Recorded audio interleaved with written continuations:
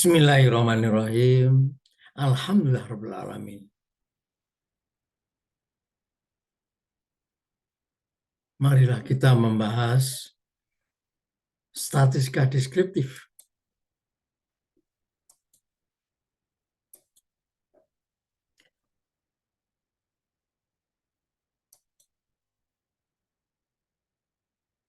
Bahan-bahan kuliah ini saya ambil dari kuliah saya pada waktu di ITB, di Institut Teknologi Bandung, tanggal 27 Januari 2011.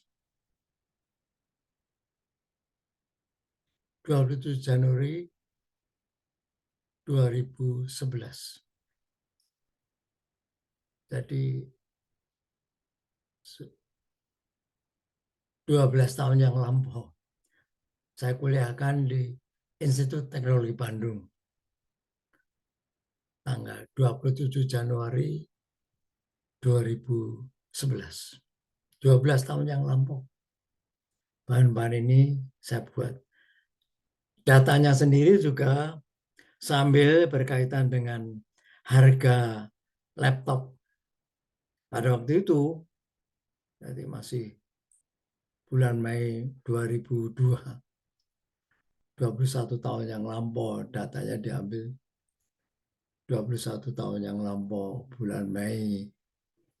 Masih Pentium ya, masih Pentium yang harganya nanti akan kita lihat nanti ya.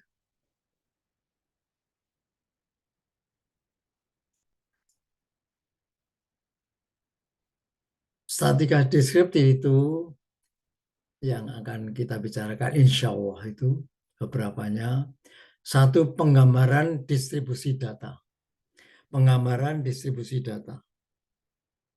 Yang kedua, ukuran lokasi atau ukuran kecenderungan sentralnya. Kemudian yang ketiga, ukuran deviasi. Keempat, ukuran kemiringan atau skewness ya. Kelima, ukuran puncak atau peakness atau kurtosis.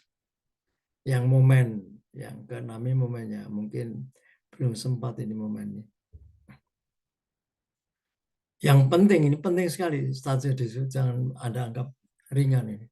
Karena begitu Anda mengambil sampel, bagaimana memanfaatkan sampel yang belum tentu dalam bentuk kelas-kelas itu, bagaimana menggambarkan ya dalam distribusi data. Dan ini kunci ya. Kalau tidak hati-hati, data Anda bisa ada yang tidak dipakai ya, karena cara membuat kelasnya salah. Penggambaran distribusi data ya.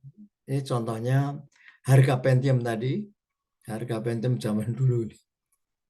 Bulan Mei tahun 2002, laptop Pentium yang macam-macam, ada yang 5,99 juta, ada yang 6,39 juta, ada yang 6,89 juta, ada yang 7,49 juta ya. Ada yang 55 ya, 5,55 juta. Ada yang 9,5 juta. Ada yang murah ya juga, misalnya ini 3,275 juta ya. Memang bervariasi, waktu itu juga sudah jutaan harganya ya. Itu khusus untuk laptop yang Intelnya Pentium. Datanya seperti itu tadi ya. Ada 45 data. Jadi datanya ada 45. Datanya 45.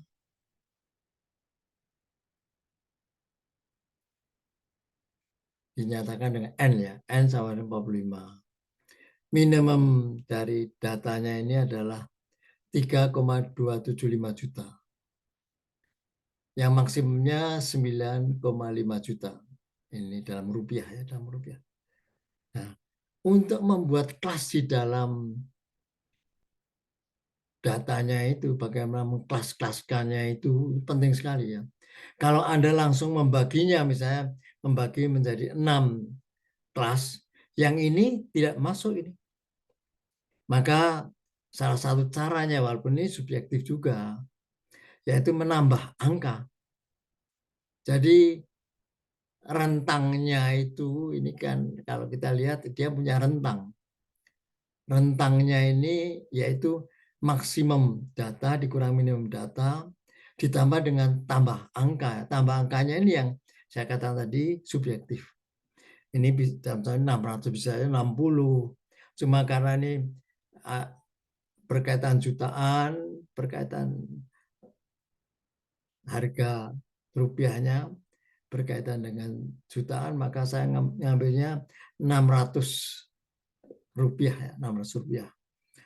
Ini tentu ada alasannya, tentu memudahkan nanti kalau dibagi dalam 6 kelas itu per kelasnya tambahnya 100 rupiah, 100 rupiah. Tentu makin kecil makin bagus ya, misalnya Anda menambahnya 60, tambah angkanya 60 rupiah masing-masing, nanti 10, 10, 10. Makin bagus ya, makin bagus.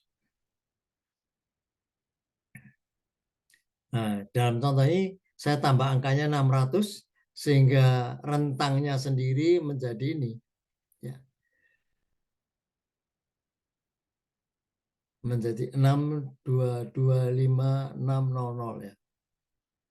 Nah, jumlah kelasnya ini penting ini. Salah satu aturannya adalah jumlah kelas itu adalah 3 kali 3 log jumlah data ditambah 1 ini. Kuncinya itu jumlah kelasnya itu adalah 3,3 log jumlah data ditambah 1 ini. Penting ini. Salah satu tentu ya aturannya ini. Nah, dalam contoh ini jumlah kelasnya menjadi 6. Ya.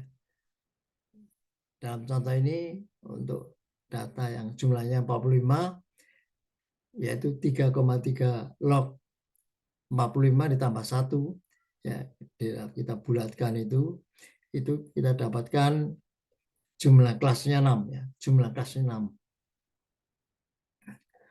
Nah, ini penting dalam mengkelaskan itu dengan jumlah kelas 6 ini kita harus menentukan selang kelasnya. Selang kelas, apa itu selang kelas? Yaitu rentangnya, rentang dibagi jumlah kelas ya. Dari selang kelas ini besarnya adalah 1037600 ya. Di mana datanya ini tadi maksimum, minimum, modenya ini sekian ya. Ini penting untuk pertama memasukkan, mengingatkan istilah-istilah yang penting dalam statistika deskriptif ya. Selang kelasnya sekian. Kalau kita lihat tadi ada 6 kelas ya, dari ayat dari kelas yang pertama sampai dengan kelas yang terakhir ya, kelas ke-6 ya. Kita lihat nih apa berkaitan dengan tapal kelas. Ada istilah yang lain, tapal kelas. Ada selang kelas, ada tapal kelas. Tapal kelas ya. Tapal kelas itu minimum X ditambah R kurang 1 kalikan selang kelasnya ya. Contoh ini ya. Ini tapal kelas yang pertama sampai dengan tapal kelas 7. Ini sebetulnya dari 1 ke 2 ya. Ini menyatakan kelas pertama, ini kelas kedua, ini kelas ke-6 ya. Jadi tapal kelas itu angka-angka menunjukkan dari kelas pertamanya itu 3275000 sampai 4312600 ya. Sampai ini ya. Sampai ya. Maka ini namanya tapal kelas. Ini tapal kelas, ini tapal kelas. Tapal kelas yang ke-6 itu adalah 950000600 ya. Kita ingin menggambarkan histogram. Histogram atau vertical bar chart.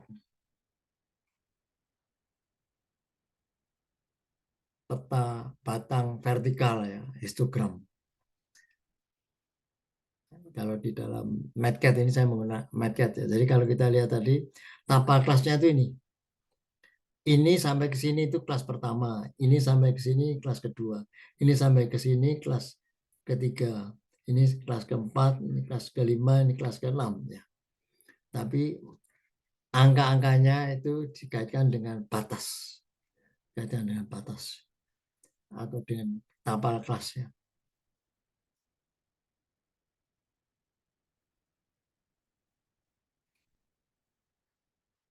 Nah kalau tadi menggambarkan dalam bentuk histogram itu dari kelas yang banyaknya 6 tadi, dari kelas yang banyak 6, kelas pertama 2, 3, 4, 5, 6 tadi, frekuensinya di kelas ini, kelas pertama itu 6, frekuensinya di kelas kedua 9, frekuensinya di kelas ketiga 11, frekuensinya di kelas ke-6 itu 1. Ini kumulatifnya, frekuensi kumulatifnya ini 6, 15 sampai dengan yang terakhir 45 ya. Ini F besar itu menyatakan frekuensi kumulatif. Dalam bentuk histogram itu seperti ini ya. Saya untuk gambarnya ini sebenarnya kalau sekarang macam-macam udah lebih canggih lah gambarnya sekarang, tapi sederhananya misalnya seperti ini. Kelas pertama tingginya sekian, kelas kedua tingginya sekian, kelas yang keenam tingginya sekian ya. Itu dalam bentuk yang digambarkan dalam MATCAD ya.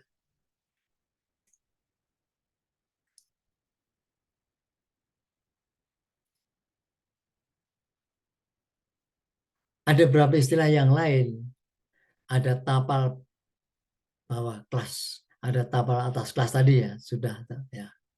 Jadi kalau ini pertama, kelas pertama ini.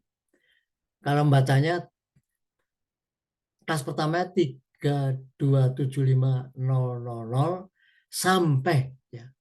Kelas pertama ini jadi kalau Anda punya data masuk di ini sampai, bukan sampai dengan ya. Sampai 4312600 itu kelas pertama. Nah, dari kelas kedua itu mulai dari angka 4312600 sampai di sini, tapal atas ini adalah menyatakan sampai ya. Tidak sampai dengan, tapi sampai. Dalam bentuk yang kontinu ini sampai. Beda lagi nanti kalau bentuk yang diskrit ya. Kalau diskrit beda lagi. Ini yang kontinu ya. Dalam bentuk rupiah ini kontinu ya. Jadi kita lihat ini, kemudian titik tengahnya. Nah, titik tengahnya ini tambah ini bagi 2. Ini titik tengahnya ya. Ini tambah ini disebut titik tengah kelas. Ya. Titik tengah kelas ya. Ini dinotasikan dengan X besar C ke yang ke I, kelas ke I. Ya, ini sama sebenarnya titik tengah kelas ya. Ini disingkatnya ini, padahal ini sebenarnya titik kelas, titik tengah kelas ya. Nah, ini penting bagaimana wakil dari kelas itu salah satunya adalah menggunakan titik tengah kelas. Jadi untuk kelas itu salah satu cara untuk menjadi wakilnya adalah titik tengah kelas ya. Jadi untuk titik tengah kelas ini frekuensinya 6 ya. Titik tengah kelas yang ini frekuensinya 9. Yang terakhir titik tengah kelas ini frekuensinya 1 ya.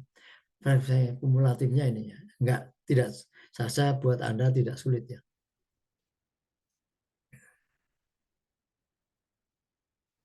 Nah, histogramnya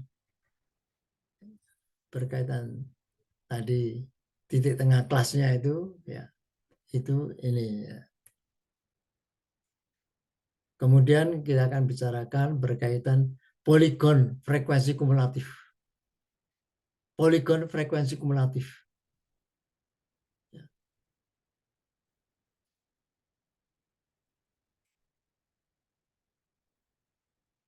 Ada istilah yang disebut dengan frekuensi yang lebih kecil.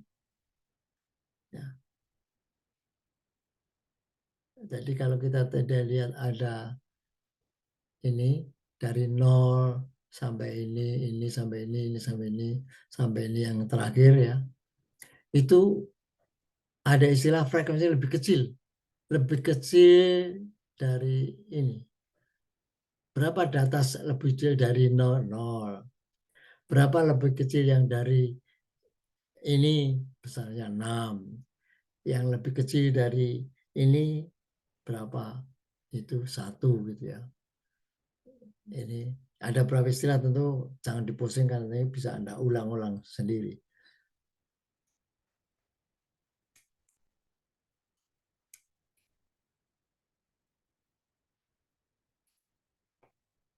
Sehingga poligon frekuensi kumulatifnya bisa Anda gambarkan ya.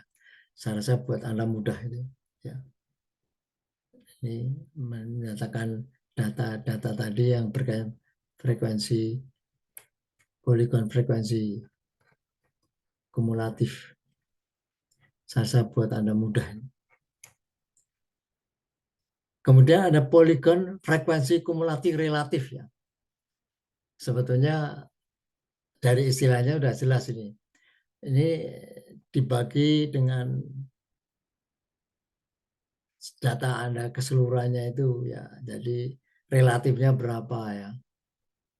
Ya jadi dibagi jumlah data yang tadi poligon frekuensi kumulatif dibagi jumlah datanya. Jadi ini ya.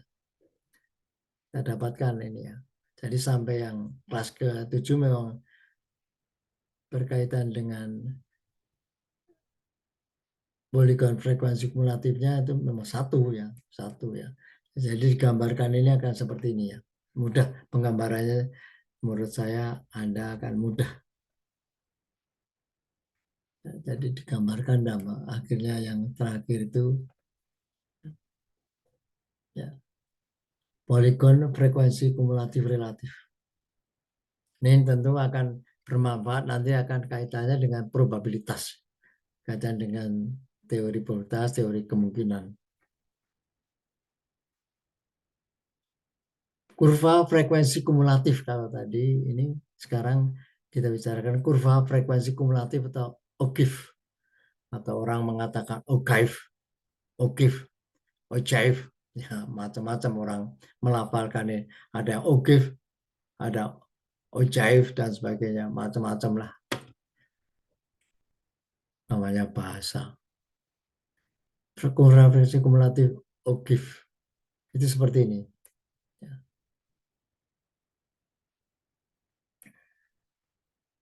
Kemudian ada kurva frekuensi kumulatif relatif ya. Jadi yang dicari yang relatifnya. Saya rasa mudah ya. Ini. Kemudian kita akan bicarakan ukuran lokasi, ukuran kecenderungan sentralnya bagaimana. Ada berapa yang penting ukuran lokasi itu. Min hitung atau arithmetic mean. Ada min berbobot, ada min geometrik, ada min harmonik ya, ada min harmonik. Ada min harmonik. Ada median, ada mode, ada akar min kuadrat atau root min square. Ada kuartil ya, ada kuartil. Ada kuartil. Ada desil. Ada persentil ya. Kita lihat min hitung atau arithmetic mean. Min hitung atau secara singkat disebut min. Min hitung ini secara singkat disebut min, atau rataan. Ada orang menggunakan istilah terjemahan minnya itu rataan atau rata-rata ya. Ini yang kadang-kadang dipakai juga, rataan, rata-rata. Tapi kalau menurut saya menggunakan min ini. Kenapa? Karena min ini nanti notasinya M. Ya. Notasinya min, tapi kalau rataan notasinya nanti R. Beda lagi nanti.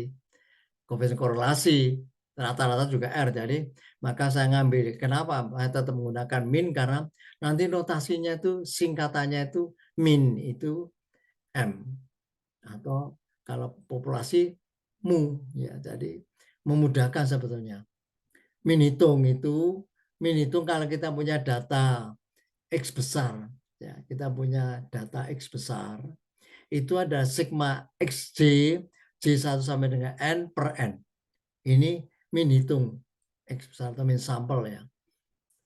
Kita punya jumlah datanya 45, N-nya itu yaitu 45, sehingga min hitung kita sekian. Ini ya, ini min hitung kita ya. Min hitung kita sekian. Kalau Anda menggunakan MATCAT, maka singkatannya ini. Min kurung buka X besar untuk Anda ketikkan sama dengan akan keluar ya.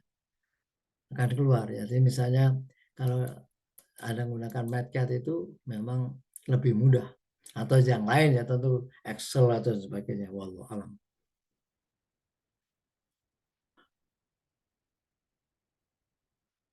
Kalau min group tadi, min group itu berdasarkan titik tengah dari kelas ya.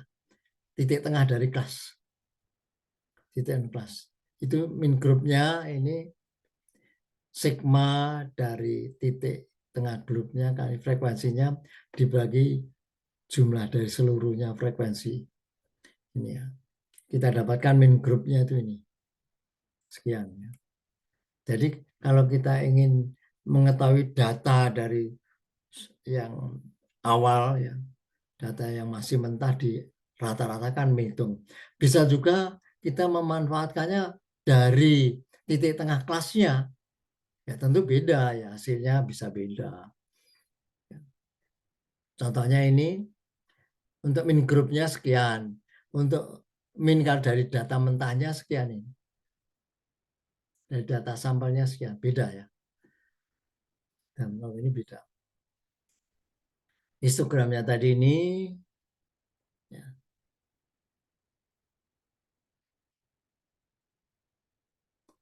ini menyatakan titik-titik tengahnya ya, titik tengahnya.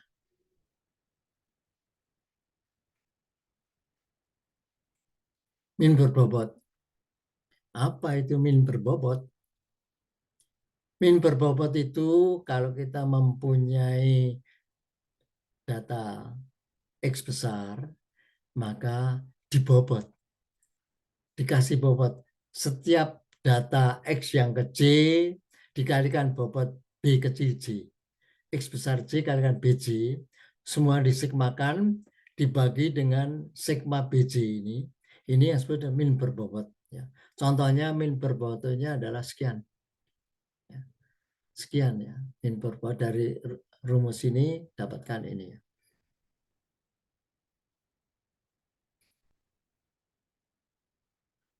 Nah, kalau min berbobot grup yaitu yang dipakai bukan data XJ tapi titik tengahnya, titik sentralnya, titik tengahnya itu yang dipakai, di tengah kelasnya yang dipakai, dikalikan bobot per grupnya, ya.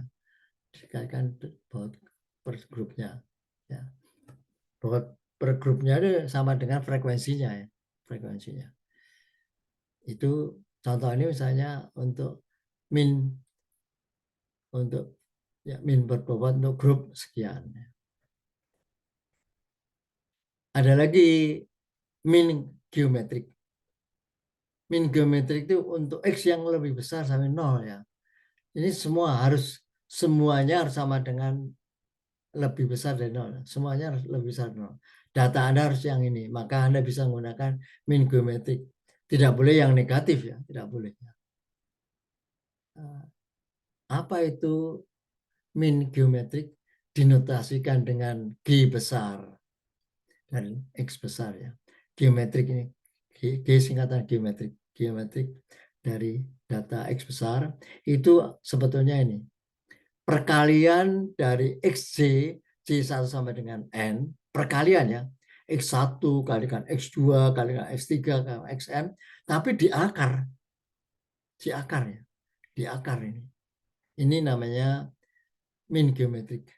Contoh ini min geometriknya sekian ya, min geometriknya sekian ya. Atau Anda bisa tadi karena akar dari P XJ ya, itu sama ya hasilnya sama. Anda merumuskan dulu GX ini, atau Anda langsung menghitung dari akarnya ini bisa.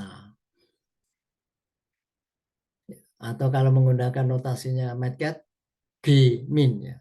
Geometric min itu besar sama ya. Min geometriknya dari grup itu ini sama ya. Tentu notasinya ini dengan catatan yang dipakai titik tengah kelas. Nah, tentu bisa aja beda ya di sini dengan min geometrik dari grup itu bisa beda. Kemudian ada lagi min harmonik. Ini min harmonik ini untuk X yang tidak sama dengan 0 ya. Tidak sama dengan 0 ya. Yang X datanya yang tidak sama dengan 0. Ini disingkat H. Ini harmonik min H besar ya. Ini seper dari sigma seper XJ per N ya. Seper dari sigma seper XJ per N ya. Jadi ini ya, memang pemikiran mencari min itu bisa diseperkan juga dari sepernya berapa dijumlahkan, kemudian diseperkan ya. Ya, Anda bisa nanti membuat min yang lain yang mungkin bisa dipakai untuk menjadikan tolak ukur untuk ukuran kecenderungan sentral. Ya, ini HX-nya sekian ya. Kalau kita menggunakan rumusnya tadi juga sama ya. Ini. Kalau di MATLAB menggunakan H min X besar sekian sama. Yang grupnya besarnya sekian ya. Ada yang disebut dengan median. Median ini harus kita urutkan dulu. Data kita harus kita urutkan dulu. Caranya bagaimana? Kita sort data X besar itu kita sort ya. Menjadi data baru kita sebutkan yang tadinya X besar menjadi XU atau X urut ini ya. Harus diurutkan dulu ya. Ini yang tadi berkaitan median ya. Median itu tengah-tengahnya. Di tengah-tengahnya itu. Ya tentu bergantung apakah dia itu ganjil atau genap ya. Atau dia ganjil genap jumlahnya data itu ganjil relatif mudah ya. Maaf ini baterainya.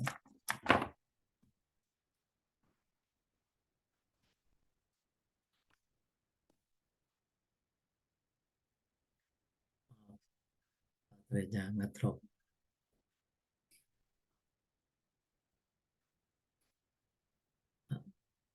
Median ya. Median ini tengah ya, tengah. Titik tengah dari semua data itu. Bergantung dari apakah datanya ganjil atau genap ya. Jumlah datanya genap atau ganjil.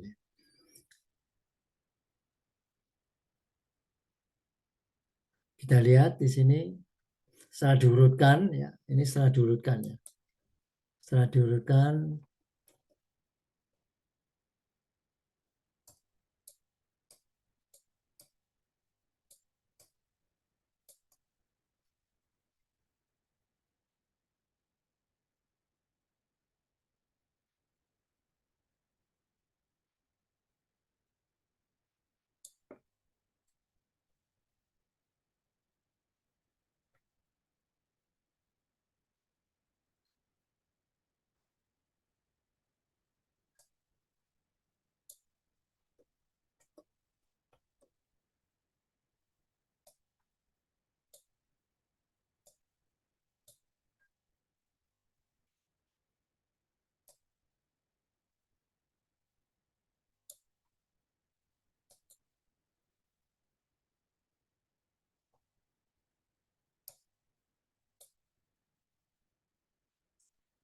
setelah diurutkan. Jadi kalau setelah diurutkan kita punya semuanya jumlahnya sampel ini 45 ya.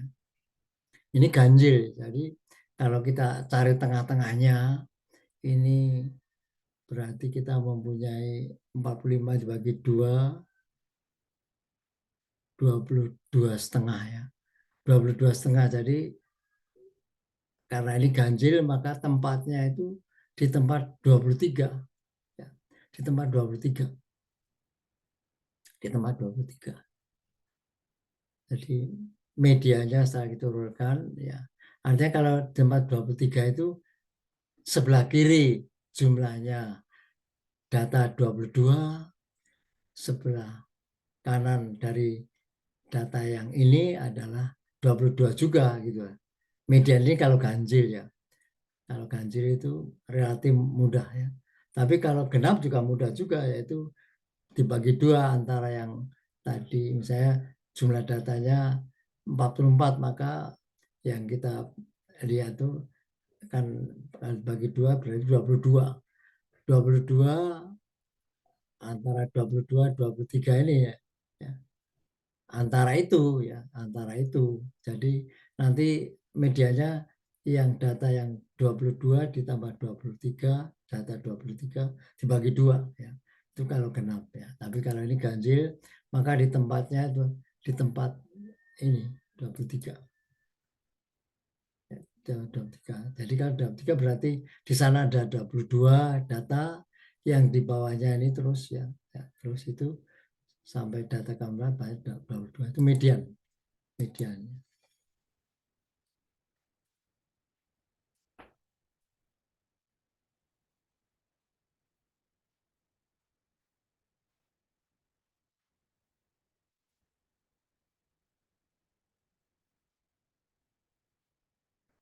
Nah, kalau kita lihat tadi,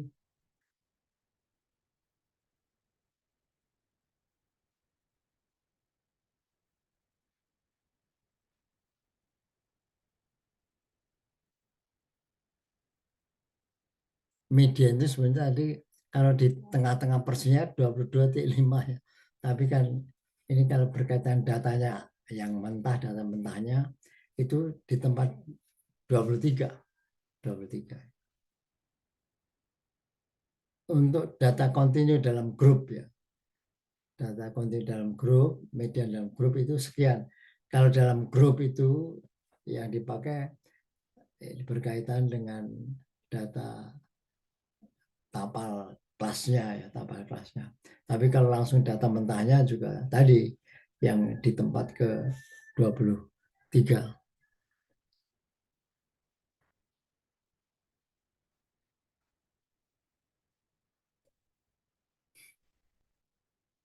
Kemudian ada istilahnya yang mode.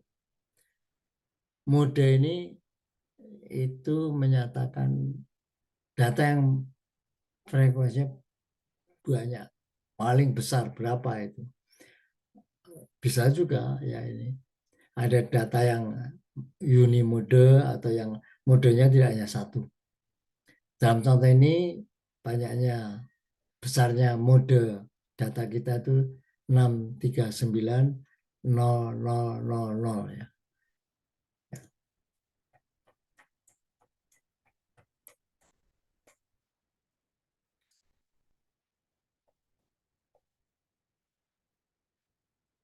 Tadi kalau kita bicarakan berkaitan dengan data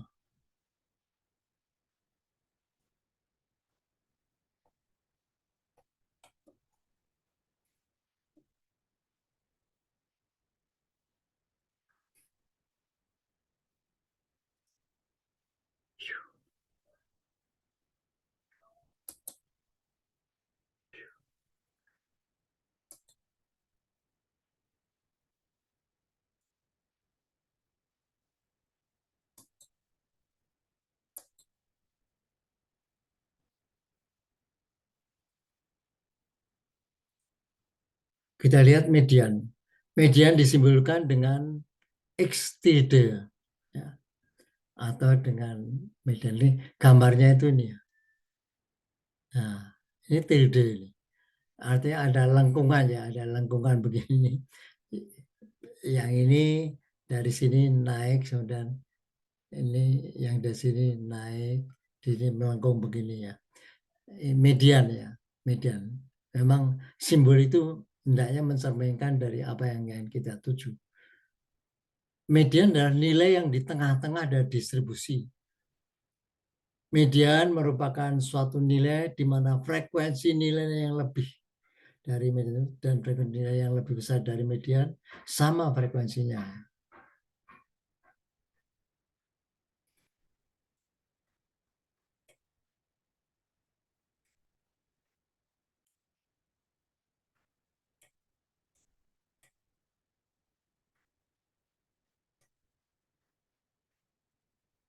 Nah, di sini nih, letak medianya di sini nih.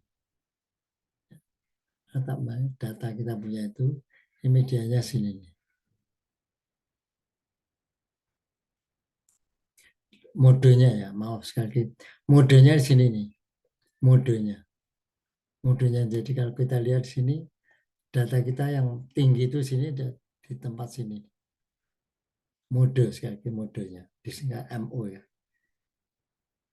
Mode untuk data berkelompok dengan wakilnya titik tengah kelas itu ini.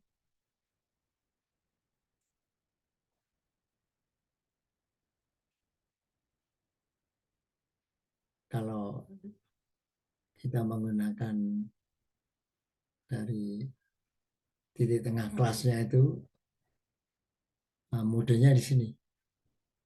Jadi ada mode untuk data yang sudah dalam kelas, ada yang data dari data mentah.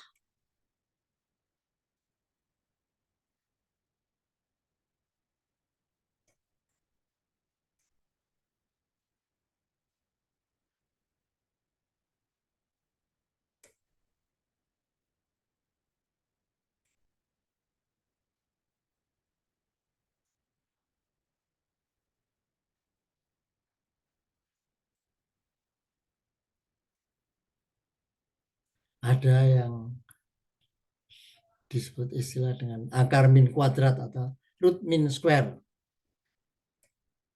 Itu disingkatnya akar min kuadrat itu AMK untuk data X besar.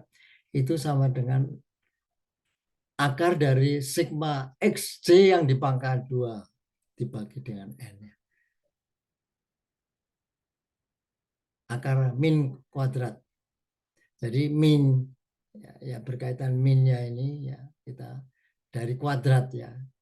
Dari kuadratnya sigma XJ pangkat 2 dibagi dengan N baru diakarkan. Ini. Untuk berkelompok tinggal ini dari titik tengah kelasnya.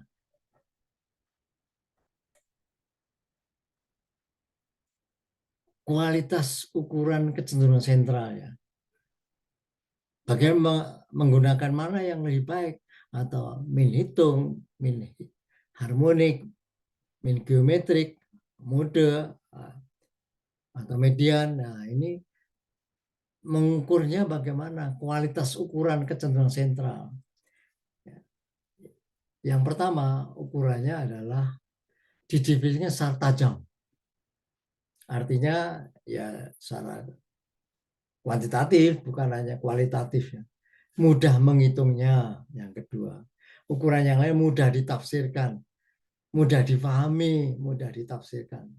4, bergantung pada semua nilai pengamatan. Ya. Makin nilai pengamatan dipakai semua, makin bagus ya, makin bagus. Yang kelima, ukurannya tidak terlalu dipengaruhi oleh satu atau lebih nilai-nilai ekstrim, baik yang besar maupun yang kecil.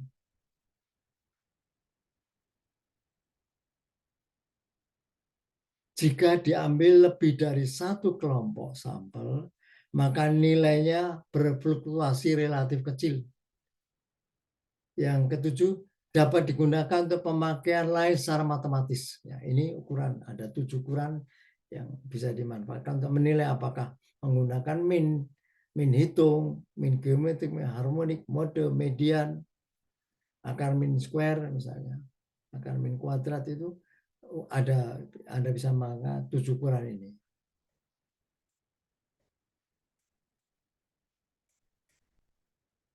Kemudian kuartil ya. Kuartil ini ada singkatannya. Kuartil pertama disimbolkan dengan Ki besar 1 ini. Kuartil pertama ya. Jadi data setelah diurutkan ya. Data setelah diurutkan itu kita harus mempunyai data dari sebelah kiri kuartil pertama itu datanya seperempatnya. Yang berikutnya perbandingannya dengan frekuensi, jumlah frekuensi yang sebelah kanannya itu 3/4 ya. 3/4. Misalnya ini kuartil pertamanya ini 47500 setelah diurutkan ya. Setelah diurutkan itu. Setelah diurutkan ya. Jadi seperempat ya.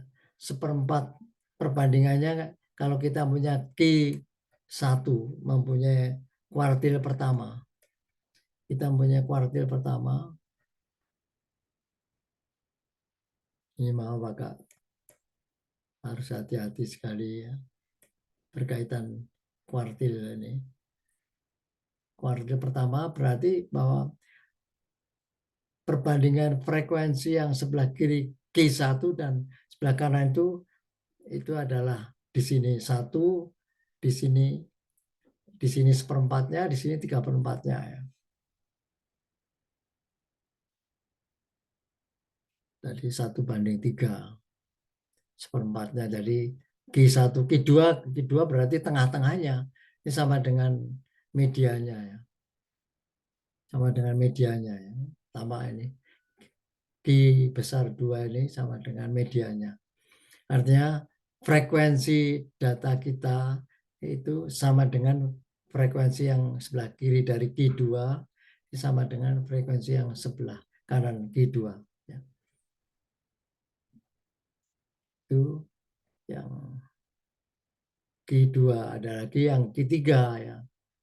Ada yang Q3 berarti yang sebelah kiri dari Q3 ini perbandingannya dengan yang di sebelah sana, yang sebelah kanannya 3/1. 3/1.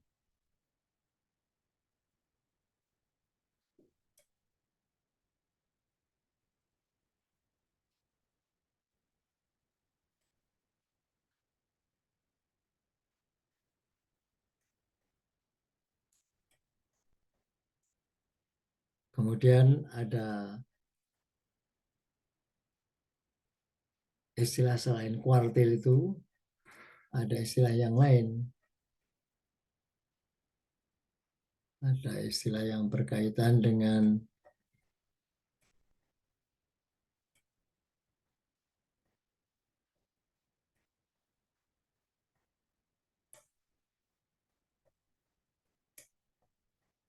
desil.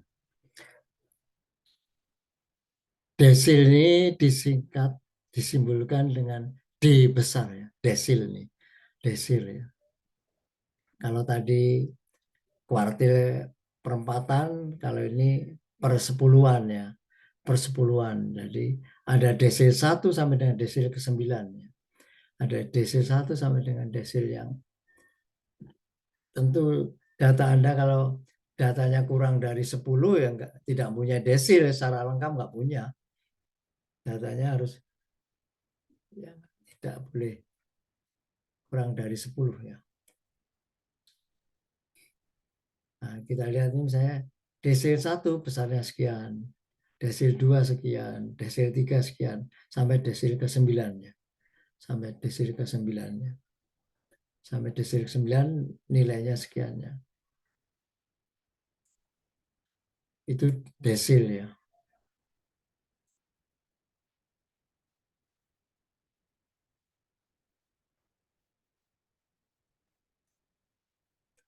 Desil tentu ada yang datanya kontinu, ada yang datanya tidak kontinu, yang diskrit.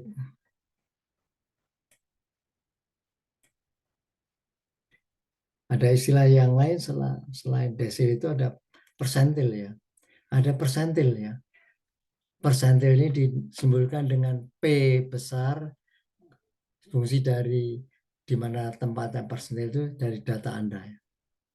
Tentu selain harus diurutkan dulu ya. tadi median, kuartil, desil, persentil itu semua data harus diurutkan dulu. Semua data harus diurutkan dulu.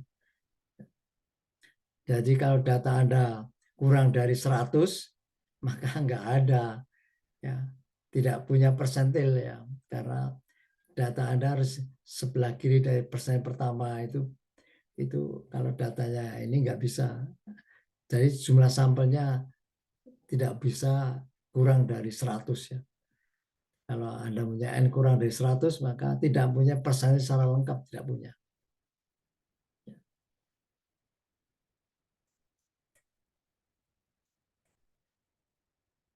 Ukuran deviasi.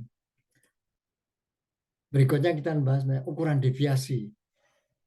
Deviasi atau penyimpangan suatu distribusi dinyatakan dengan besarnya selang pemencaran data atau bentangan data. Ukuran deviasi. Ukuran deviasi antara lain simpang kuartil, min abs simpang kuartil, rentang atau range, min absolut simpang atau mass, simpang baku. Ya. Simpang kuartil misalnya nih. Simpang kuartil itu apa? Kuartil ketiga dikurangi kuartil pertama dibagi 2, yaitu simpang kuartil. Ya. Contohnya ini simpang kuartilnya besarnya sekian. Sekali lagi, simpang kuartil itu kuartil ketiga dikurangi kuartil pertama dibagi 2. Ada lagi istilah rentang, ya. Rentang atau range. Rentang menyatakan selang antara nilai terbesar dan terkecil dalam suatu kumpulan data. Setelah diurutkan itu, maka rentang di sini kita dapatkan rentang data kita itu sekian.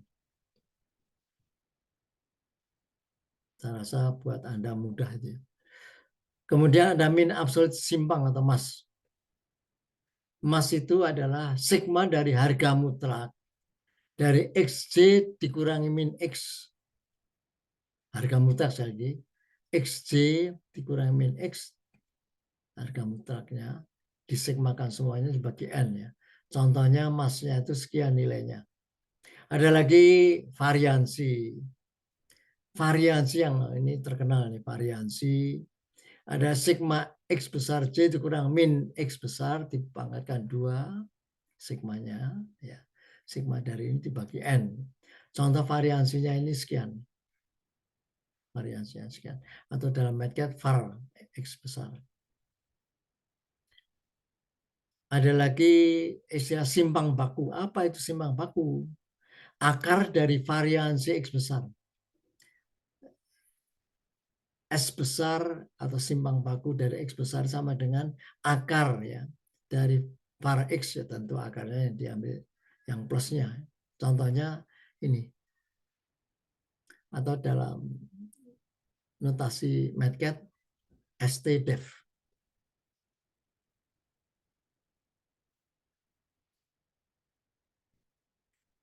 Kemudian ada indeks miring atau skewness, ya. Ada skewness. Skewness ini dinotasi dengan alfa 3. Kalau Anda punya data X besar, alfa 3 itu ini. Sigma X besar J kurang min X besar pangkat 3 sigmanya dibagi N dibagi standar deviasinya. Contohnya alfa 3 0,33 itu indeks miring atau skewness. Ya. Ada indeks macam-macam. Salah satunya indeks miring Parsons, ya. Indeks miring Parsons itu min X besar dikurang modenya X besar dibagi standard deviation dari X besar. Nilainya sekian, ya. Itu indeks miring Parsons. Ada lagi indeks miring Boley. Indeks miring Boley itu Q besar 3 dikurangi Q besar 2 dikurangi lagi Q besar 2 dikurangi Q besar 1 dibagi lagi dengan Q besar 3 dikurangi Q besar 1. Itu nilainya ini, ya. Itu indeks miring Boley. Kemudian ada indeks puncak atau kurtosis. Indeks puncak atau kurtosis itu dinotasinya alfa 4. Kalau Anda punya data X besar, alfa 4 X besar itu sigma dari X besar J dikurangi min X besar pangkat 4 ya. Ini Anda pangkatkan 4 dibagi N, dibagi simpang bakunya dipangkatkan 4 ya. Standard deviation-nya dipangkatkan ini sebagai pembaginya. Contohnya ini dapat 3,01 ya. Ada lagi notasi yang sekarang dipakai yaitu gamma 2 X besar. Gamma 2 X besar itu alfa 4 ini dikurangi 3 ya. Dikurangi 3.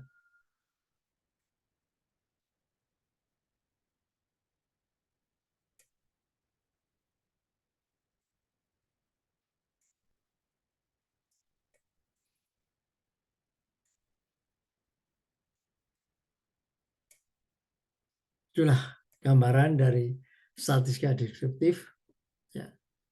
Wallahu a'lam bishawab. Assalamualaikum warahmatullahi wabarakatuh.